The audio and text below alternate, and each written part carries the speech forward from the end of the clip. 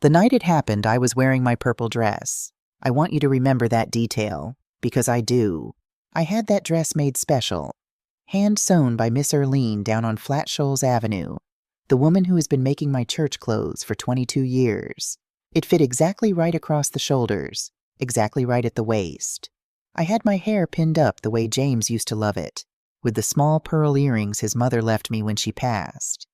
I looked like a woman who deserved to be seen. That was the point. The fundraiser dinner at Greater Harvest Community Church was my moment.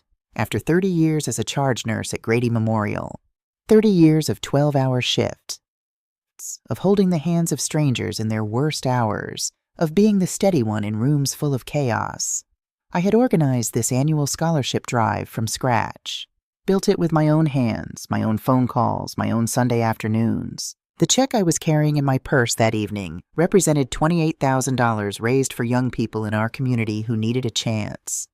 $28,000. I want you to hold that number in your mind.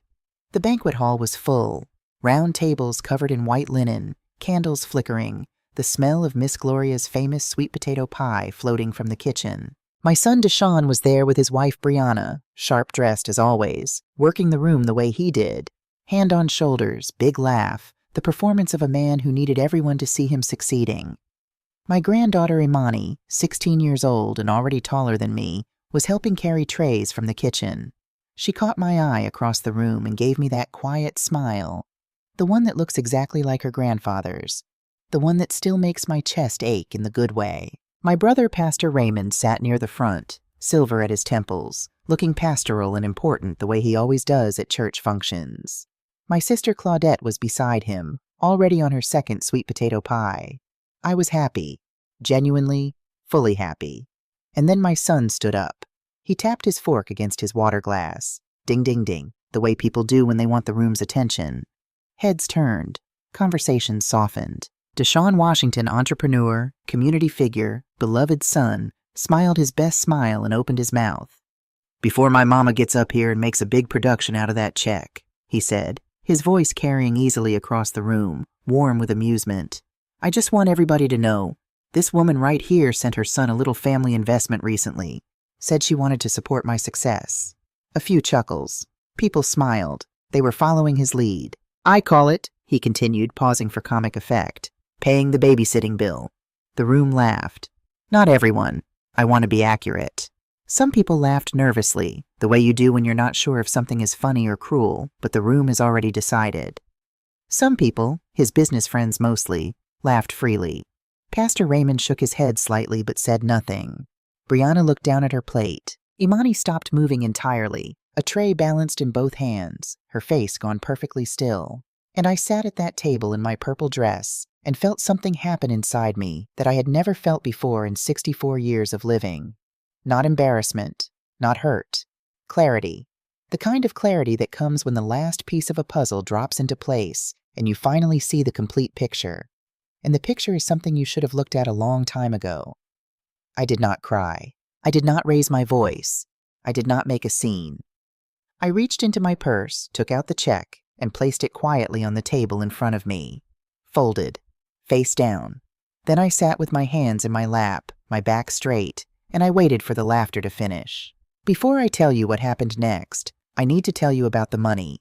4 months before that dinner, on a Wednesday evening in early March, my phone rang at 8:47 p.m. I remember because I had just settled into my reading chair with a cup of chamomile tea in my library book, a biography of Madam C.J. Walker that I'd been trying to finish for 3 weeks. It was Deshaun. "Mama," just that one word, and I knew something was different. Not the Deshaun who called to tell me about deals and contracts and investors. This was the Deshaun who used to crawl into bed with me after nightmares when he was 8 years old. That specific vulnerability in the voice, the one a mother never forgets. "What's wrong, baby?" "I need help. Temporary. Just temporary. I've got this contract. It's a significant one, Mama. The kind that changes the trajectory of the whole business. But the partner's wire transfer is delayed. International banking thing.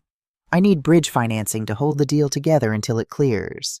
6 weeks, 8 weeks at the outside." He paused. "You're the only person I trust enough to ask. I want to tell you that I hesitated. I want to tell you that my 30 years of nursing instincts, My training to assess, to question, to never accept a situation at face value kicked in and made me cautious.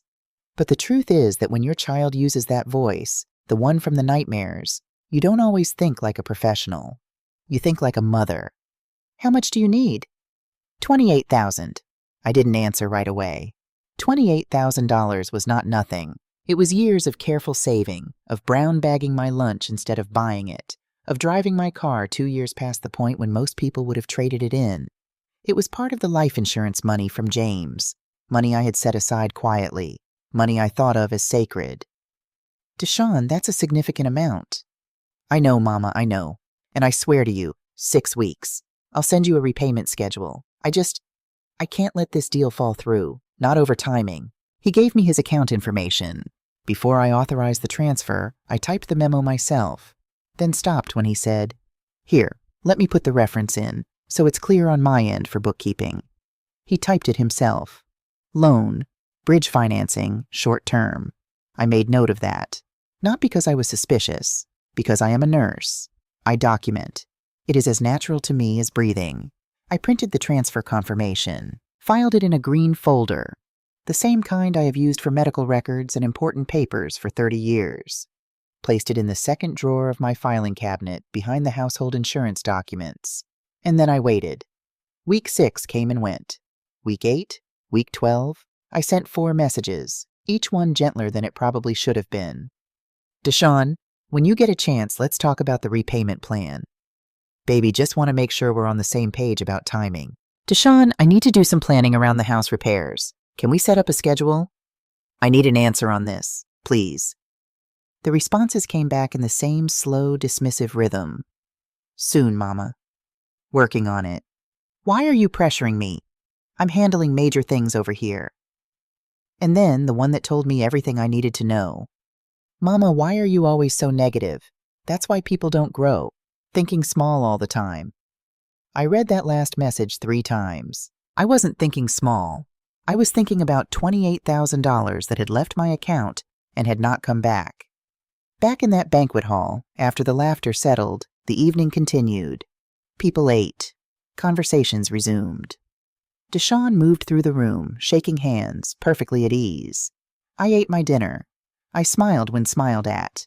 I answered questions when asked. When it was time for the check presentation, I stood up, walked to the front of the room, said the appropriate words about the scholarship fund, and handed the check to the church committee without mentioning what had just happened, without a tremor in my voice, without letting anyone see what was moving through me. Afterward, as people began gathering their things, Imani appeared at my side. She had been waiting, I think, for a moment when we were briefly alone near the coat room. Grandma, I looked at her. I'm sorry. What he said. That wasn't right. I took her face in both hands the way I used to when she was small. Baby, you don't have a single thing to apologize for. She pressed her lips together, trying to hold something in. I recognized the expression. She gets it from me. I kissed her on the forehead, said my goodbyes to the room, and walked out to my car. I sat in the driver's seat for a long moment without starting the engine. The parking lot was quiet. Through the windshield, I could see the light from the banquet hall windows, warm and gold. I could hear, faintly, the sound of music starting up inside. People were still celebrating. I opened my banking app. I found the transfer from March 14th, $28,000. And there in the memo field, in the record that would never change, no matter what Deshawn decided to say about it later, were the words he had typed himself. Loan, bridge financing, short term. I closed the app. Then I opened the browser on my phone and typed something I never in my life imagined I would type. How to recover an unpaid personal loan from an adult child in Georgia. I did not sleep that night, but not because I was falling apart. I want to be clear about that. At 64 years old, after burying a husband, after surviving a breast cancer diagnosis that I told almost no one about because I did not want to be fussed over, after raising a child largely alone through the lean years, I am not a woman who falls apart easily. I didn't sleep because I was thinking. At 5:45 in the morning, I was already at my kitchen table with black coffee and the green folder open in front of me. The transfer confirmation sat on top. Date, amount, his account number ending in 7734, and the memo line. Clean, clear, undeniable. I opened my messages with Deshawn and began reading from the very beginning of the conversation about the loan. Not skimming, reading. Every word. "It's just a bridge loan, Mama, 6 weeks max. I wouldn't put you in a bad spot. I'll send you a repayment schedule this week, I promise." Then the slow shift in tone, the evasions, the irritation when I followed up, and finally that message. "Why are you always so negative?" Which I now understood was not frustration. It was a strategy. Make the person asking the reasonable question feel like the problem. I printed the full message thread at my home printer. All of it. Then I sat back and looked at what I had in front of me. Transfer confirmation. Message thread. His own words documenting his own agreement. At 7:03 a.m., I typed a message to my son, measured, short, without a single extra word. "Deshawn, I need written confirmation of a repayment schedule for the $28,000 loan within 7 days. Please respond." He replied in 11 minutes. "Are you serious right now? After last night you're sending me this?" I did not respond. "You embarrassed yourself at that dinner. Everyone's talking about how you overreacted." I set the phone face down on the kitchen table and took a slow sip of coffee. Then his third message. "If you're that desperate, just say so. Don't act like I owe you something." There it was. The rewrite. I didn't lend him money. I was desperate. He didn't take a loan. I was making him look bad. I wasn't asking for what was owed.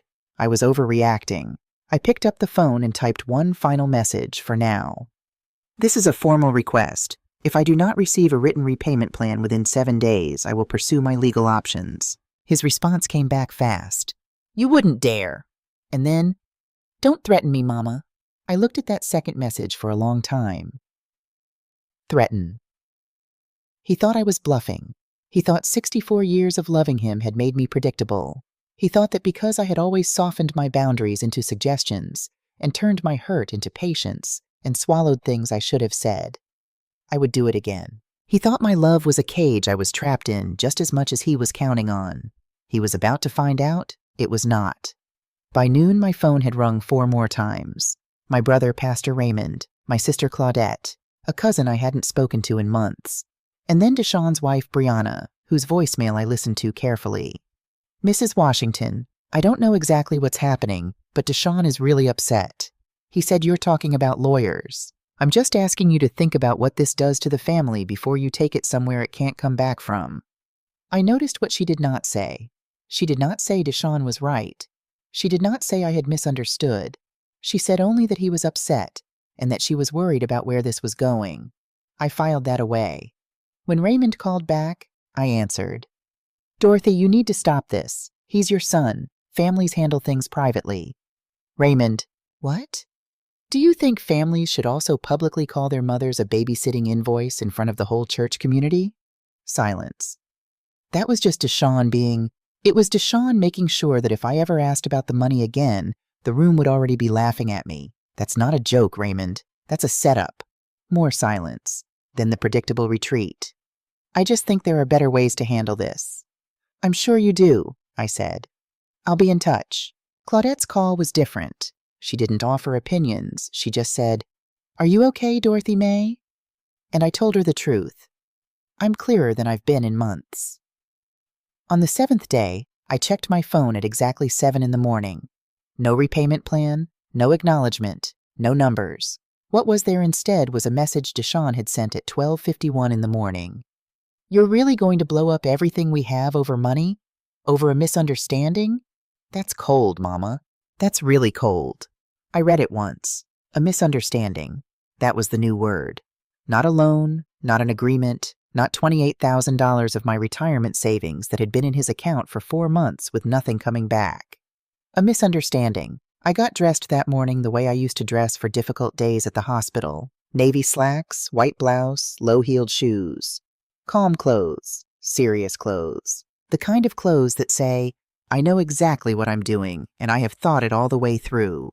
I drove to my bank branch on Candler Road when it opened. The young woman at the counter was polite and efficient. I asked for a certified printed copy of the March 14th wire transfer. Full documentation, account details, memo field, bank stamp confirming authenticity. She processed the request without drama. When she handed me the stapled packet, I stood at the counter and reviewed it carefully. The memo field was right there, just as I remembered. Loan. Bridge financing, short term. "Is everything all right?" she asked gently, the way young people sometimes do when they can sense that a piece of paper means more than a piece of paper. "My son borrowed money," I said. "And now he's decided he didn't." She hesitated. "I'm sorry." "So am I." I thanked her and walked out to my car. I sat in the parking lot and laid the certified document on the passenger seat beside me and looked at it. Paper doesn't lie. Paper doesn't rewrite the story to protect someone's feelings, or laugh at you in front of a room full of people, or send messages at midnight calling a legal agreement a misunderstanding. Paper just tells you what happened. I started the car and drove home to find the name of a civil recovery attorney. "Dear friends, my name is Dorothy, and I am 64 years old. I am a retired nurse. I am a widow. I am a grandmother. And I am a woman who spent most of her life believing that loving her child meant absorbing whatever he needed, whenever he needed it, without asking for anything back. I want to ask you something honestly before we go any further. If your own child stood up in front of your community, in front of your church family, and used your love as the punchline of a joke, what would you do? Would you go home, fold it up, put it somewhere quiet, and tell yourself it wasn't that bad? Or would you finally decide that enough was enough? Write it in the comments. I truly want to know. Because the answer I chose, the one I had been avoiding for years, changed everything. Attorney James Holloway's office was on the 4th floor of a red brick building near Centennial Olympic Park, the kind of building that doesn't try to impress you. No marble lobby, no receptionist in a headset speaking in a hushed voice about Mr. So-and-so's 2 o'clock. Just polished brass letters near the elevator, the faint smell of old paper in the hallway, and a door with a frosted glass panel that said simply, Holloway Civil Law. I arrived 10 minutes early. I have always believed that if you want to be taken seriously, you arrive before your emotions do.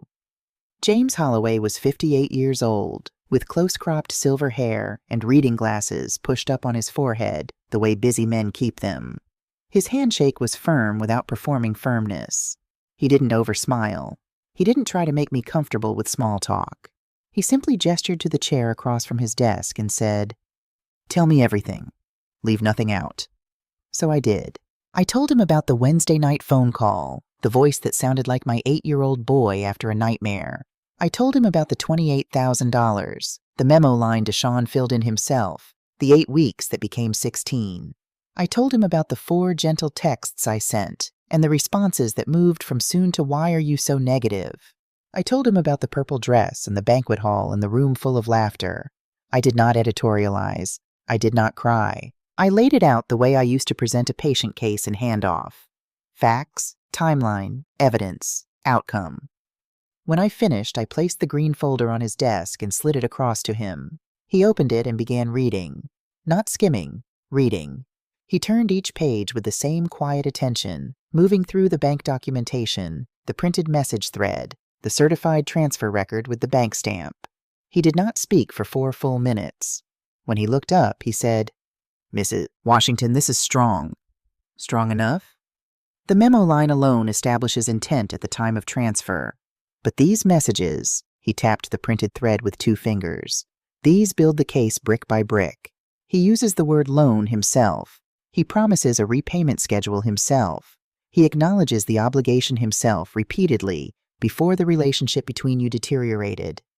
He'll say it was family support. That I misunderstood. He can say that. But what he wrote says something different, and courts weight written evidence heavily over after-the-fact characterization. He folded his hands. "Before we go further, I need to ask you something directly. Are you prepared for this to permanently alter your relationship with your son?" I didn't answer immediately. I looked past him at the window, the Atlanta skyline gray and steady in the morning light. "It already has," I said finally. "I'm just the only one willing to say so out loud." He studied my face for a moment, the way experienced people do when they're deciding whether an answer came from pain or from clarity. Whatever he saw seemed to satisfy him. "What outcome are you seeking?" "Full repayment, according to what he agreed to." "Not punishment?" "No." "Not leverage?" "No." He gave a single nod. the nod of a man who has seen enough emotional litigation to recognize when someone is not in his office for revenge. "Then this is a straightforward civil recovery case," he said. He walked me through the process with the same unhurried precision I used to appreciate in good doctors, the ones who told you exactly what was happening without either softening it into meaninglessness or frightening you unnecessarily. First, a formal demand letter from his office. It would cite the amount, reference the documentation, and give a final deadline for response. If ignored or refused, we would file a civil claim in Fulton County. From there, mediation opportunities, and if necessary, a hearing before a judge. "He may attempt to pressure you emotionally once he receives the letter," Holloway added, "or try to discredit you publicly." "He's already started," Isara said. Something shifted slightly in his expression. Not surprise, but recognition. "Then from this point forward, everything in writing. No verbal agreements. No side conversations that aren't documented. If he calls, you can speak to him, but follow up every significant exchange with a written summary." "I'm a retired charge nurse," I said. "Documentation is how I breathe." For the first time since I'd walked through his door, Attorney Holloway almost smiled. I signed the representation agreement. The pen did not shake in my hand. As I stood to leave, he said something I have thought about many times since. "Mrs. Washington, standing up for yourself is not cruelty. It's boundary enforcement. There's an important difference." Outside, the Atlanta air was sharp and clean. I sat in my car for a moment, hands on the steering wheel, not moving. Then my phone buzzed. Deshawn. I let it ring. When the voicemail notification appeared, I waited a full 5 minutes before pressing play. His voice was controlled, the deliberate control of someone who is more worried than he wants to sound. "Mama, I heard you went to see a lawyer. I'm asking you before this goes any further. Don't do this. If you do this, things won't ever be the same between us. I'm telling you that directly." I sat with those words in the quiet of my car. Things won't ever be the same. He was right about that. He just had the timeline wrong. Things had stopped being the same the moment he decided my love was something he could spend without accounting for it. I started the engine and drove home. The demand letter would go out tomorrow. It was delivered on a Tuesday morning at 9:23 a.m. I know the exact time because Holloway's office sent me the courier confirmation with the electronic signature attached. I did not call Deshawn. I did not text him. I made myself a second cup of coffee and sat down at my kitchen table with a library book I did not read a single word of. At 10:31 a.m., my phone began. Deshawn first, 3 calls in 4 minutes, then Brianna, then Pastor Raymond, then a number I didn't recognize that turned out to be a cousin on Deshawn's father's side, who I had not spoken to since James's funeral. I answered none of them. Instead, I opened this family group chat, a thread that had been mostly birthday gifts and prayer requests for the past 2 years, and watched it detonate in real time. Deshawn had already posted 3 messages before I even looked. "Can you believe this? My own mother just had a lawyer's letter delivered to my house." To my house. Then, she transferred money to support her son, and now she's calling it a loan because she's upset about something I said. This is what happens when family business becomes a legal matter. Then the one that told me exactly what strategy he had chosen. "I'm asking everyone who loves our family to please reach out to her. She's going through something, and she needs support right now." Going through something. There it was. The reframe. Not my son borrowed money and won't pay it back. Instead, my elderly mother is confused and emotionally unstable and needs to be managed. Responses flooded in from relatives. "Oh no. Praying for your family." Maybe there's been a misunderstanding. One aunt wrote, "Deshawn, you're such a good son. I'm sure this will blow over." I read every message without responding. Then Brianna's voicemail came through, her voice tight and strained in a way that told me she had been asked to make this call. "Mrs. Washington, I just want to understand what you're hoping to accomplish here. Deshawn is under real pressure right now. A legal filing could affect his business relationships, his reputation. Is that what you want for your son?" No mention of the money, no mention of the agreement, only his reputation. I set the phone down. Then it buzzed again, this time a private message. Not from Deshawn, not from Brianna or Raymond or any of the relatives currently performing concern in the group chat. From Imani. "Grandma, Dad is completely losing it. He told everyone you were bluffing and would never actually send a lawyer letter. He's been telling people that for weeks. I read that twice. He told everyone I was bluffing. He hadn't just been slow to repay me. He had been actively calculating that I would not follow through. He had made a bet, using my love as the stake. And the bet was that 64 years of absorbing things and staying quiet and being the soft place for everyone to land had turned me into someone who could be counted on to back down. Another message from Imani arrived seconds later. He's telling everyone you're confused about what the money was for, that you're misremembering. Misremembering. I am a woman who spent 30 years keeping precise medical records on which lives sometimes depended. I do not misremember. I typed back carefully. Baby, was I confused when your father called it a bridge loan and said he'd pay it back in 6 weeks? 3 dots. Pause. 3 dots again. No, Grandma, you weren't. I opened the family group chat and typed one message.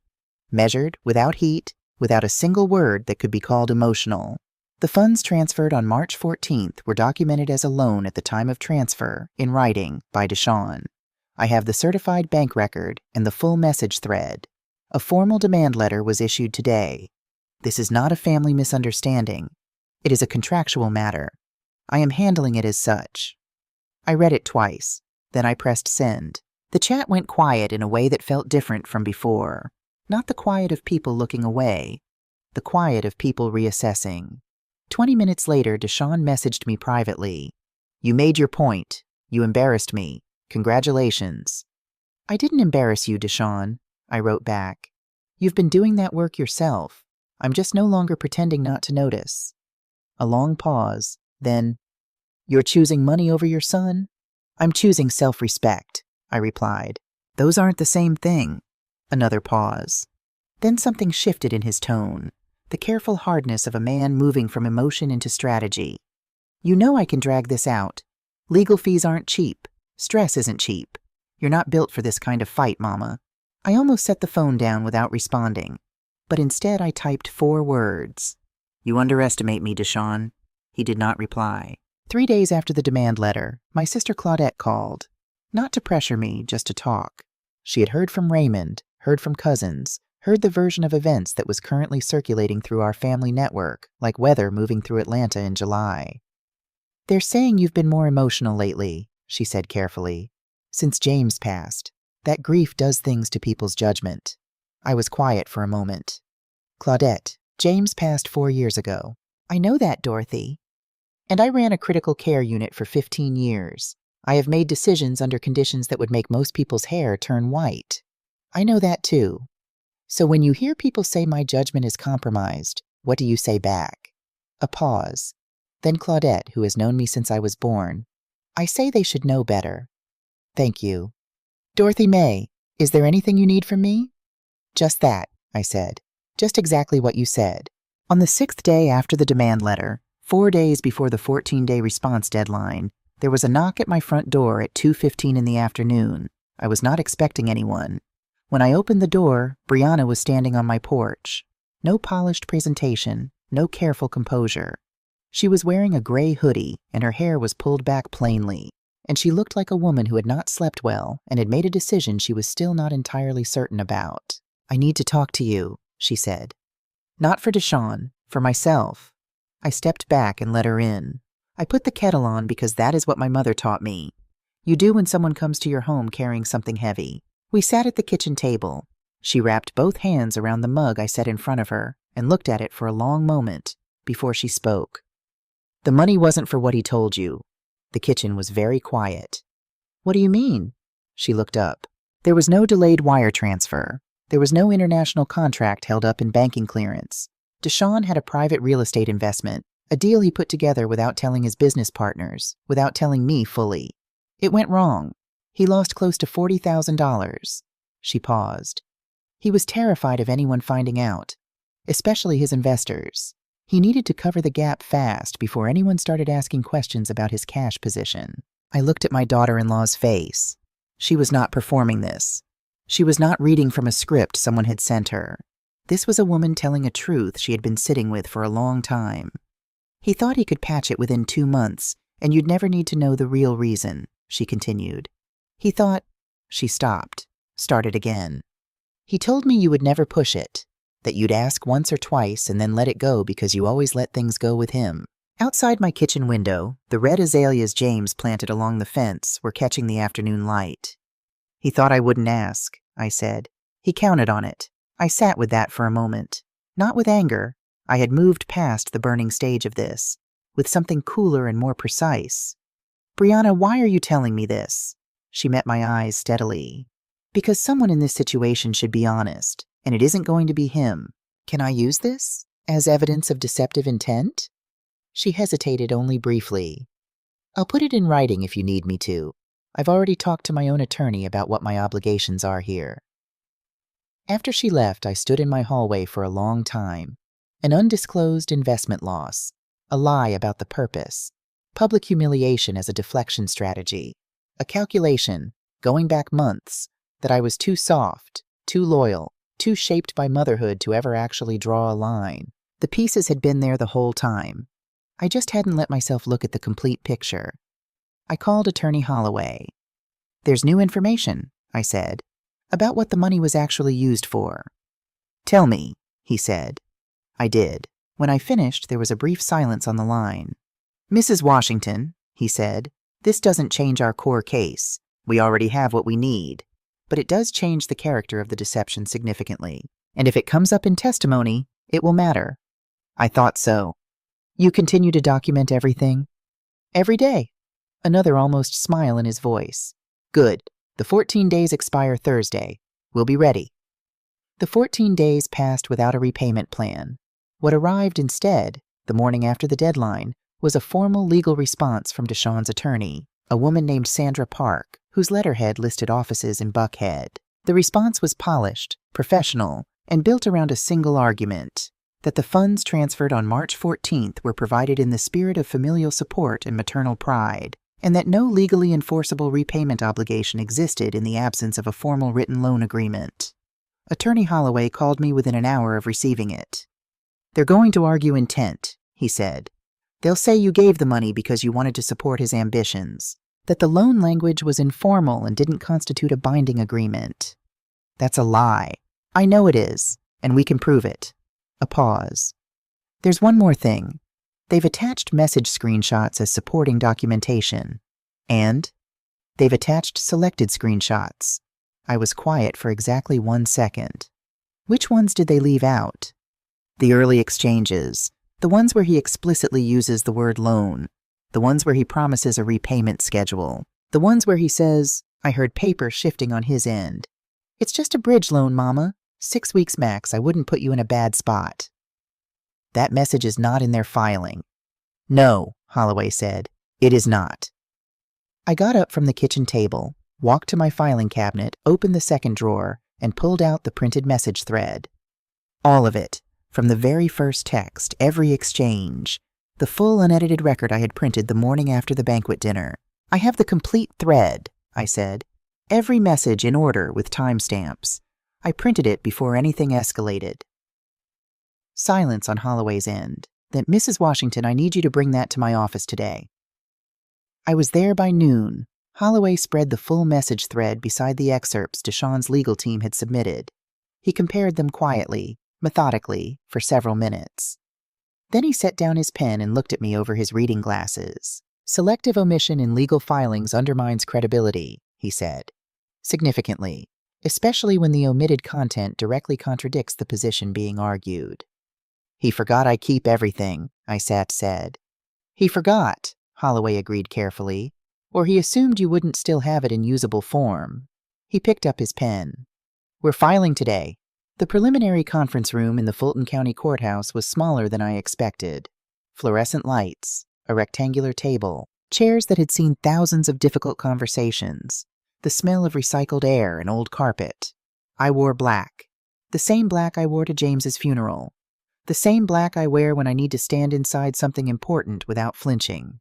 Attorney Holloway met me outside the doors. Their tone may shift today, he said quietly. We submitted the complete message thread as Exhibit D this morning. They've had time to review it. How does that change things? It means they know we know what they left out. That changes the negotiating position significantly. Deshawn was already inside when we entered. He sat with Sandra Park on his left, a yellow legal pad in front of him, pen moving in small controlled taps against the paper. He did not look up immediately. When he did, there was no smirk, no performance, no raised glass, just calculation, and underneath it, something I had not seen on my son's face in a very long time. Uncertainty. Sandra Park opened smoothly, her voice carrying the practiced confidence of someone who does this for a living. Her argument was constructed carefully. A mother proud of her son's entrepreneurial drive, an informal family exchange without contractual structure, emotional context that complicated the characterization of the funds as a formal loan. She was good. I will give her that. Then Attorney Holloway stood up. He did not raise his voice. He did not perform outrage. He simply laid out a timeline, the same way I would have presented a patient case in a hospital handoff. March 14th, transfer of funds, memo notation, message thread establishing loan characterization, made by the defendant in his own words. Repeated written requests for repayment schedule, public refusal, formal demand letter, filing, and then, quietly, he addressed the elephant in the room. Your Honor, we'd also like to note that the defense's initial submission included selected message excerpts that omitted the defendant's own explicit use of the word loan and his specific promise of repayment. We are entering the complete, unedited thread as Exhibit D. The judge, a woman in her late 50s with reading glasses on a beaded chain, received the pages from the clerk and began reading. The room was very quiet. When she looked up, she looked at Deshawn. Mr. Washington, you were present at the preliminary review of submitted documentation? Yes, Your Honor. Were you aware that the message thread submitted by your counsel was not the complete exchange? Sandra Park started to speak. The judge held up one hand without looking at her. Deshawn's jaw tightened. Yes. The judge made a note, set her pen down, looked between both tables. I'm going to strongly encourage a settlement discussion before we proceed to a full hearing. Both parties should understand that selective documentation has consequences for credibility. She looked directly at Deshawn when she said credibility. When the session broke for a short recess, I remained in my seat.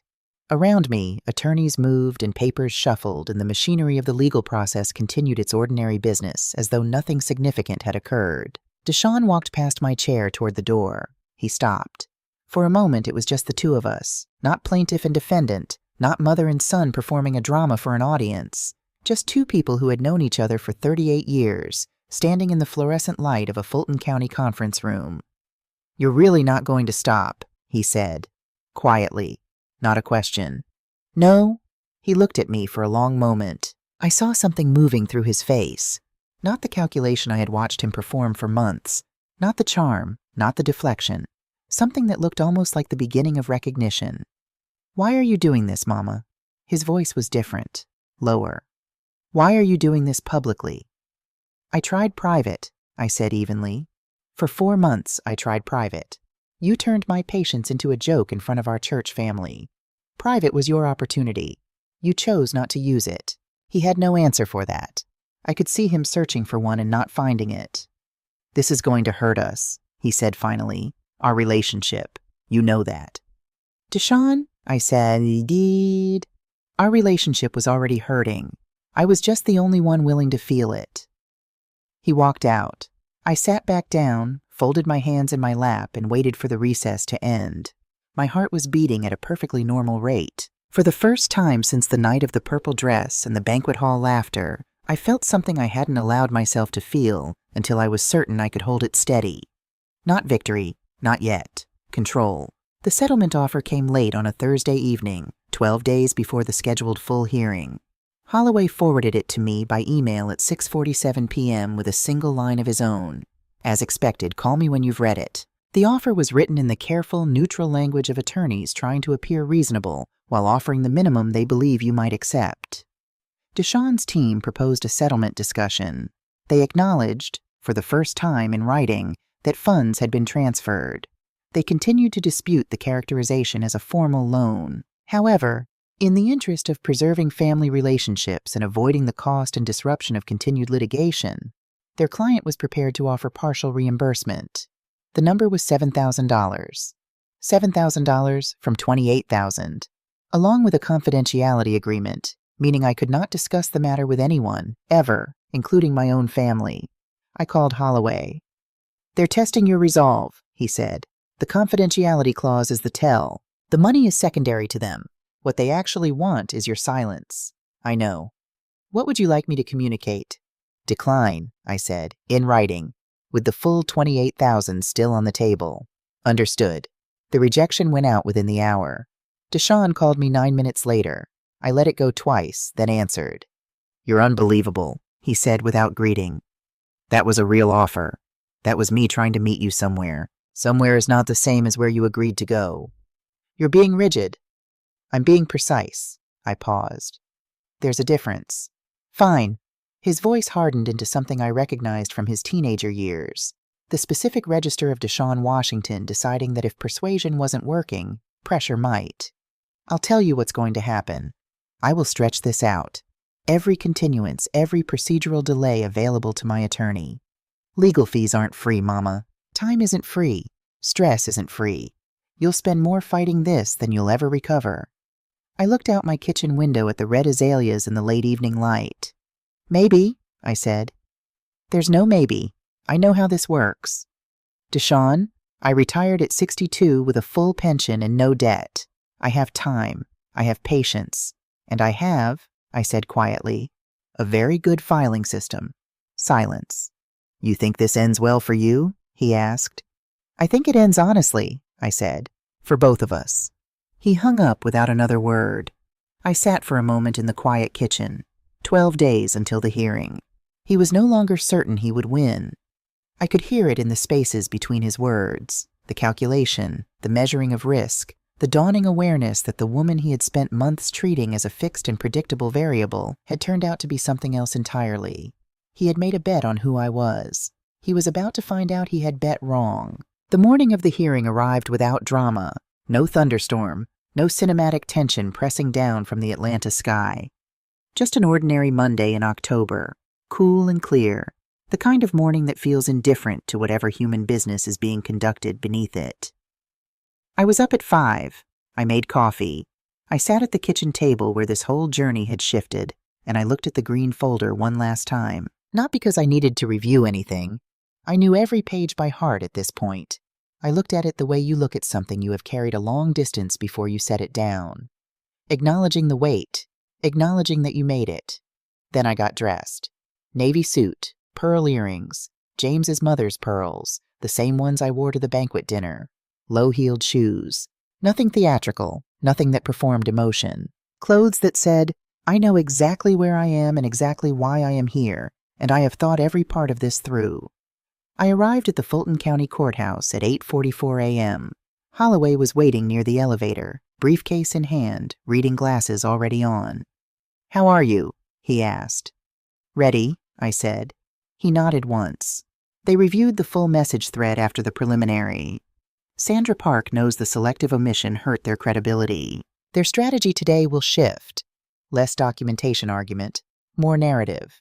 They're going to try to make this about who you are as a mother rather than what the evidence shows. "Let them," I said. He looked at me over his glasses. "That's exactly the right answer." The courtroom was smaller than television prepares you for. Rows of plain wooden benches, most of them empty for a civil matter like this. A clerk organizing folders with the efficiency of someone who has processed 1,000 days exactly like this one. Fluorescent light that flattened everything equally. No shadows to hide in, no dramatic angles. Deshawn was already at the defense table with Sandra Park. He wore a charcoal suit, his posture deliberate and composed. I had watched him dress for performance my entire life. I knew what it looked like. This was that. When he saw me walk in, he did not look away. Neither did I. We looked at each other for 2 or 3 seconds across that ordinary room, and I saw something I had not seen in him since he was perhaps 19 years old and had done something he knew was wrong and couldn't find the exit from it. He knew the ground had shifted. He just hadn't yet decided what to do about it. I took my seat at the plaintiff's table, folded my hands, waited. Sandra Park opened for the defense with a controlled and carefully constructed narrative. Her voice was warm, professionally warm, the warmth of someone deploying it as a tool. She spoke about the bond between a mother and her only child. She spoke about the informal nature of family financial exchanges, about love and support, and the way parents and children communicate outside the structures of contracts and legal language. There was no signed loan agreement, she said more than once. There was no formalized repayment schedule. There was a mother who wanted to help her son succeed, and there was a son who accepted that help. The characterization of these funds as a legally enforceable debt is a retroactive reframing, driven not by the circumstances at the time of transfer, but by a personal dispute that arose afterward. She sat down. Attorney Holloway stood.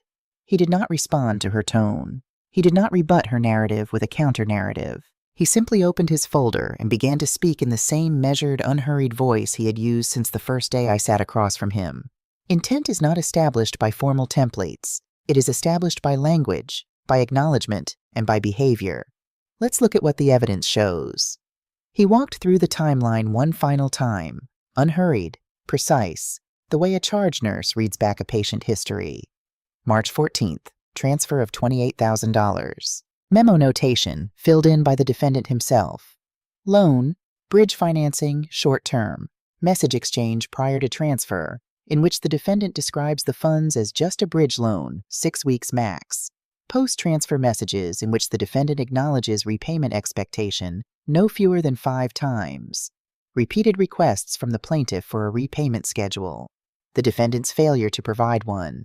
Public dismissal of the plaintiff's request at a community event. Formal demand letter. Filing. The defendant's own words, written before any dispute arose, establish this as a loan, Holloway said. His own words, written before any dispute arose, establish his expectation to repay. The defense's argument relies on the absence of a formal contract.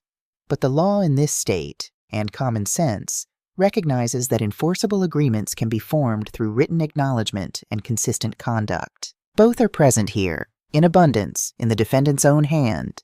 He paused just briefly. This case is not about family conflict. It is about accountability. And accountability does not require a notarized signature to be real. He sat down.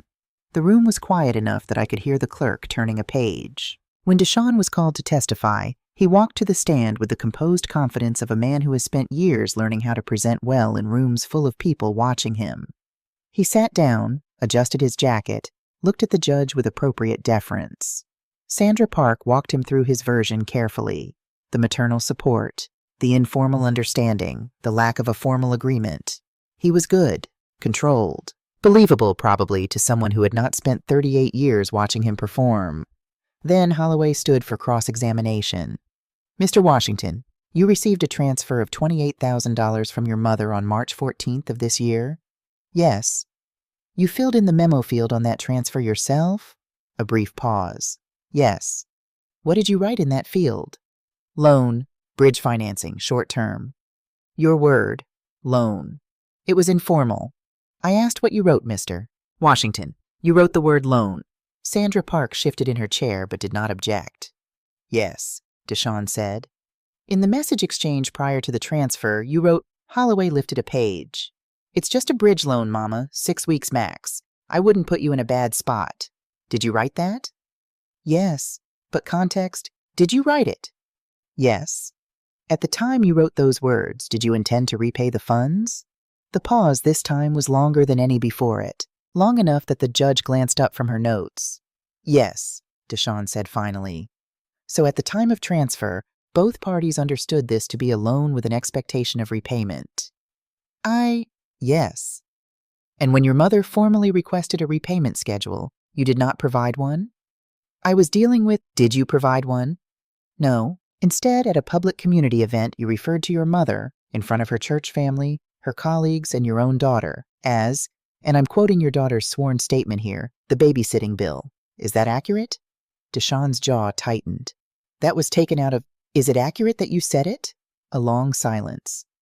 Yes. Holloway set the page down. One final question, Mr. Washington. When your mother first requested a repayment schedule, why did you not provide one? Deshawn looked at his attorney, at the judge, at his hands. When he answered, his voice was quiet, quieter than anything he had said since we walked into this room. I didn't think she would take it this far. The courtroom was absolutely still. Holloway nodded once. The nod of a man who has just heard exactly what he needed to hear from exactly the right source. No further questions. Before closing arguments, Attorney Holloway requested permission to call one additional witness. I did not know he was going to do this. He had mentioned 2 days before the hearing that there had been a development, that someone had contacted his office voluntarily, without being asked, without any prompting from either side. He had told me only that he would need my permission to proceed. I had given it without knowing who it was. When Imani Washington walked through the courtroom doors in her school uniform, navy blazer, khaki slacks, hair pulled back neatly, I understood in an instant why Holloway had kept it from me. If I had known, I would have told him not to do it. I would have protected her from being in the middle of this, the way I had spent her whole life trying to make sure the difficulties between me and her father never became her weight to carry. She had decided to carry it anyway. She walked to the witness stand without looking at her father, sat down, folded her hands in her lap, the same way I fold mine, I noticed, with a pang I couldn't fully name. Holloway approached her gently. Imani, you contacted my office 2 weeks ago. Voluntarily? Yes, sir. No one asked you to do this? No, sir. I asked my school counselor how to find a civil attorney, and she helped me. A quiet murmur in the room. The judge watched Imani with careful attention. Were you present at the community fundraiser dinner on the evening in question? Yes. I was helping serve. Did you hear what your father said about your grandmother that evening? Yes. She did not look at Deshawn. He said she sent him money and that he called it paying the babysitting bill, and people laughed. What did your grandmother do? Imani was quiet for a moment. When she spoke, her voice was steady, but I could hear what was underneath it, the thing she had been holding since that night. She put the check down on the table, the charity check she had worked all year on, and she sat with her hands in her lap and she didn't say anything. And I knew... She paused. I knew she was really hurt because she was the most still I had ever seen her. Why did you decide to come forward? Imani looked at her hands for a moment. Then she looked up, not at her father, not at me, but at the judge. Because nobody should be treated that way and have everybody just go along with it, she said. Not anybody, and especially not your grandmother. I had held myself together through 4 months of this, through the banquet hall laughter and the midnight messages and the smear campaign and the demand letter and 2 court appearances. I had not cried once. Sitting at that plaintiff's table in my navy suit with James's mother's pearl earrings and my green folder in front of me, I felt my eyes fill. I did not let it spill over. But it was there. The full weight of it. Not the money, not the legal victory, not any of that.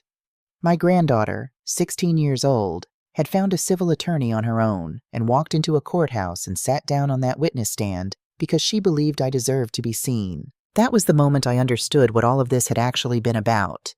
Not $28,000, not a memo line on a bank transfer, not a legal precedent or a civil ruling.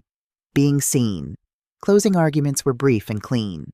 Sandra Park returned one final time to the absence of a formal contract, the informal nature of family love, the question of whether civil courts should be involved in matters of family emotion. Holloway stood for the last time. The defendant used the word loan himself. He promised repayment himself. He acknowledged the obligation himself in writing before any dispute arose. He has now testified under oath that he did not provide a repayment schedule because he did not believe his mother would pursue this matter. A pause. That is not a defense. That is a confession about expectation. He expected her to absorb it. The question before this court is whether that expectation has legal merit. It does not. He sat down. The judge reviewed her notes without rushing. When she looked up, she spoke in the even, measured tone of someone delivering a fact rather than a judgment. The central question in this matter is whether the transfer of funds on March 14th constituted a gift or an enforceable loan agreement. The court has reviewed the transfer documentation, the complete message thread entered as Exhibit D, the testimony of both parties, and the voluntary statement of the minor witness. She looked at Deshawn. The defendant's own documentation at the time of transfer labels the funds as a loan. His own written communications prior to and following the transfer acknowledge repayment expectation. His testimony today confirmed that expectation existed. The defense's argument rests primarily on the absence of a formal written contract.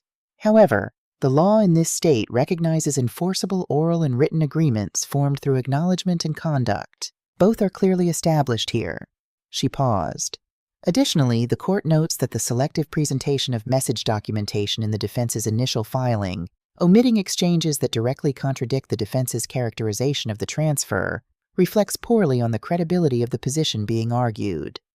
Deshawn was very still. The court finds in favor of the plaintiff. Full repayment of $28,000 is ordered, plus court costs, to be completed within 60 days. Failure to comply will result in enforcement proceedings including asset liens and wage garnishment. She set down her pen. Nobody in the room moved for a full 3 seconds. Then Deshawn exhaled, a long, slow breath, and leaned back in his chair. Not explosive, not combative, just a man who had run out of moves and was sitting with what that felt like. Sandra Park leaned toward him, already speaking quietly about next steps, already in motion. The machinery of the legal world continued turning. I sat at the plaintiff's table and let the moment settle over me like something I had been carrying at arm's length for a long time, finally allowed to rest. I did not celebrate. I did not turn to look at Deshawn with any kind of satisfaction. I simply sat in the quiet of what had just been said and let it mean what it meant. The court finds in favor of the plaintiff. Not the court finds that Dorothy Mae Washington was right. Just the truth was there in the documents, and the documents were read, and the conclusion was unavoidable. That was enough. That was everything. In the hallway afterward, Imani was waiting near the water fountain. When she saw me coming through the doors, she moved forward quickly, and I opened my arms, and she walked into them the way she used to when she was small enough for me to carry. Her shoulders shook, just slightly, just once. "I'm proud of you, baby," I said into her hair. "I'm proud of you, Grandma," she said. Behind her, I saw Deshawn come through the courtroom doors with Sandra Park. He stopped when he saw Imani and me. His face did something complicated, something I had never seen on him, something that looked like a man genuinely confronting the cost of his own choices. He did not approach. He walked the other direction down the hallway, his footsteps steady and even on the tile floor. I watched him go. I did not feel triumph. I did not feel the release of rage I might have expected. What I felt, standing in that hallway with my granddaughter's arms around me, was something quieter and more permanent. I felt like myself again. The payment did not come immediately, and I had not expected it to. What came first, in the week after the verdict, was silence. The family group chat, which had erupted so dramatically when the demand letter arrived, went quiet in a way that felt different from before. Not the quiet of people pretending not to see. The quiet of people reassessing what they thought they knew. Claudette called on day 4. Her voice was different.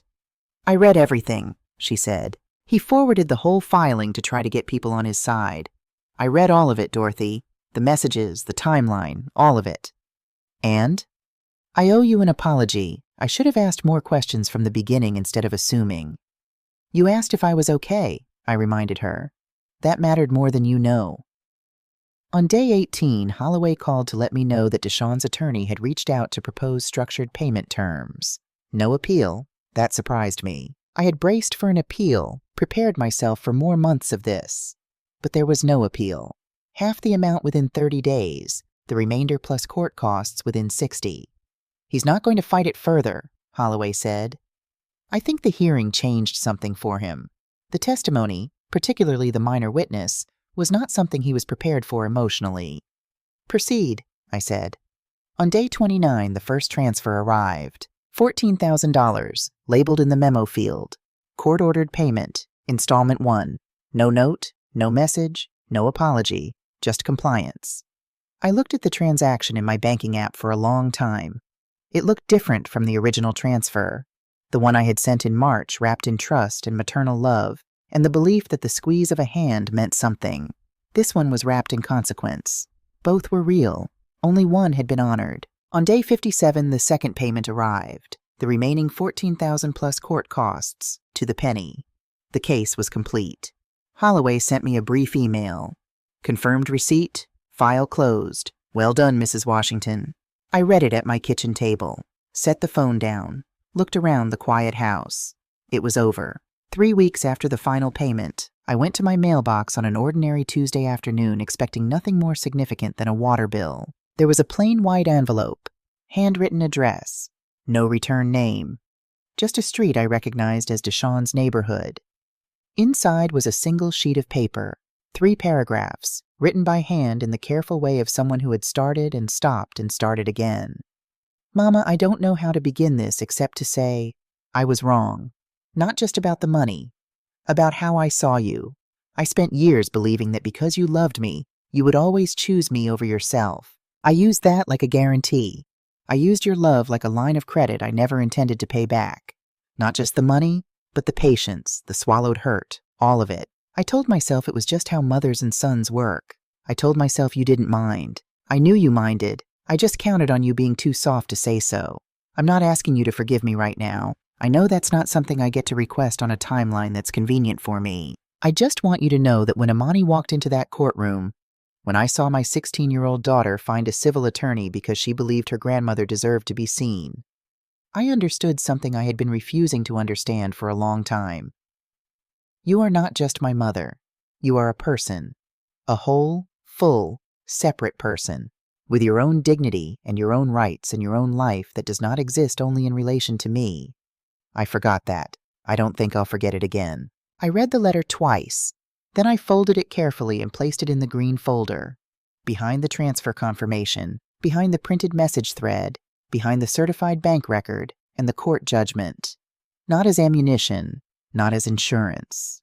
As a record of the complete truth of what happened, including the part where my son eventually found his way to honesty. 6 weeks after the verdict, Greater Harvest Community Church held its second fundraiser event of the year. A smaller gathering, a Sunday evening, the kind of event where the room fills up with familiar faces and somebody's grandmother brings a sweet potato pie that disappears in the first 20 minutes. I came. I wore the purple dress. I want you to understand why. I had thought about not wearing it, putting it at the back of the closet, letting it become the dress associated with that night, with laughter at my expense, with the moment everything shifted. But that felt like surrender. That felt like letting Deshawn's performance at that table be the last thing the dress ever meant. So I put it on. I pinned my hair up. I wore the pearl earrings. When I walked in, a few people noticed. A few heads turned in the way heads do when a room is recalibrating how to stand around someone it misjudged. I smiled at the ones who caught my eye. I meant it. Near the end of the evening, Pastor Raymond stood up to acknowledge the year's scholarship fund recipients. He turned to me for the contribution total, the question unspoken but clear in his expression. I stood up. I walked to the front of the room and stood at the small podium with the church microphone that squeals if you hold it too close. I looked out at the faces, some of them the same faces that had laughed at the last dinner, or gone quiet, or looked at their plates. I was not angry at any of them. They had followed the lead of the room. Rooms do that. 6 months ago, I said, I stood in this room and put a check down on that table. Some of you saw why. Nobody spoke. I want to say something I should have said that night, and didn't, because I was still deciding who I wanted to be in that moment. I paused. I am Dorothy Mae Washington. I am a retired charge nurse with 30 years at Grady Memorial. I am the widow of James Washington, who loved this community and this church. I am a grandmother, and I am a woman who spent too many years believing that the price of being loved was staying quiet about the things that hurt me. I looked out at the room. I am done paying that price. I reached into my purse and placed a check on the podium. This is a contribution of $28,000 to the Greater Harvest Community Scholarship Fund, established in the name of James Washington, my husband, Imani's grandfather, a man who told me once that the most important thing a person can do is make sure the people coming up behind them have a better road than the one they walked. I slid the check forward. Use it well. The room was still for one breath. Then Claudette started clapping. Just Claudette from the third row, clapping the way you clap when you mean it with your whole body. Then the room followed. Imani was standing at the far wall near the kitchen door. When I looked at her, she pressed both hands against her heart. I pressed mine back. Brianna was there, seated near the back, without Deshawn. When our eyes met, she nodded once, slowly. I nodded back. Deshawn was not there. I had not expected him to be. That was all right. There are things that take longer than one evening to become possible. I have learned to respect the length of time the truth needs sometimes, before the people who need it most can hold it. 4 weeks after the second fundraiser, Deshawn sent a text. Not a long one, not a performance. Just, there's a place on Candler Road I'd like to meet if you're willing. Just talk, no agenda. I knew which place he meant. It was a small coffee shop, a black-owned spot that had been in the neighborhood since the 90s, one of those places with mismatched chairs and a chalkboard menu and music playing low from a speaker in the corner. Deshaun and I used to go there on Sunday mornings when he was in high school. After James died and before Deshaun moved out, that particular window of years when it was just the two of us and Sunday mornings felt like something worth protecting. We had ordered the same things every time. Him, a large black coffee, 2 sugars. Me, a medium with oat milk that he always made fun of me for. I typed back. Sunday at 10. He was there when I arrived, sitting at a corner table, our table, though I hadn't thought of it that way in years. When I came through the door, he stood up, not dramatically, not performing, just stood, the way he had been taught to stand when a woman entered a room, a lesson James had drilled into him at age 10. He hadn't done that in a long time. I had stopped noticing when he stopped. Now I noticed. We sat down. The coffee came. His large black with 2 sugars, my medium with oat milk. Neither of us spoke for a moment. "I'm not here to re-argue anything," he said finally. "It's done. I know." He wrapped both hands around his mug, looked at it. "I misjudged you." "Yes," I said simply. "I didn't think you would—" He stopped, started again. "I built a whole story in my head about who you were, what you would and wouldn't do. I told myself it was just understanding you, knowing you well." He paused. "It was arrogance. I was deciding the limits of your limits so I didn't have to be accountable to them."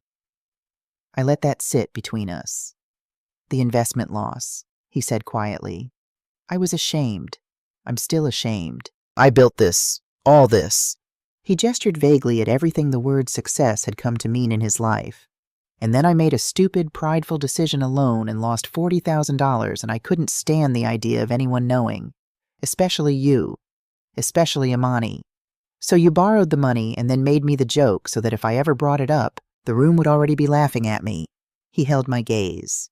"Yes, that was calculated, Deshaun. I know. Not impulsive. Calculated." "I know, Mama." We sat with that for a while. The music played low from the corner speaker. Something old, something Motown, something James would have known the name of immediately. "I heard about the scholarship fund," Deshaun said. "Amani told you?" "Brianna told me, and then Amani told me the same thing about 15 minutes later, in considerably more detail."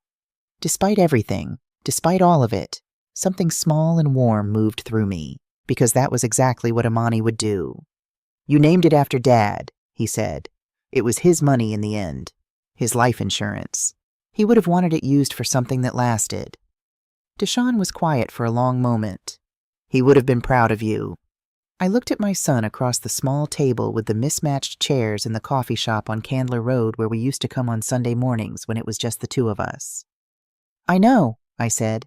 "I was proud of me too." Something moved across his face. Not the old calculation, not the performance, not the charm deployed as a shield. Something younger, something that looked almost like the boy he had been before he decided that vulnerability was something to be managed. He did not apologize the way movies teach people to apologize, with speeches and emotional architecture and a tidy resolution that wraps everything back into comfort.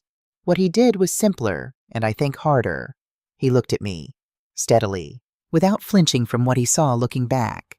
"I see you, Mama," he said quietly. "I'm sorry it took me so long." We finished our coffee without filling the silence with more words than it needed.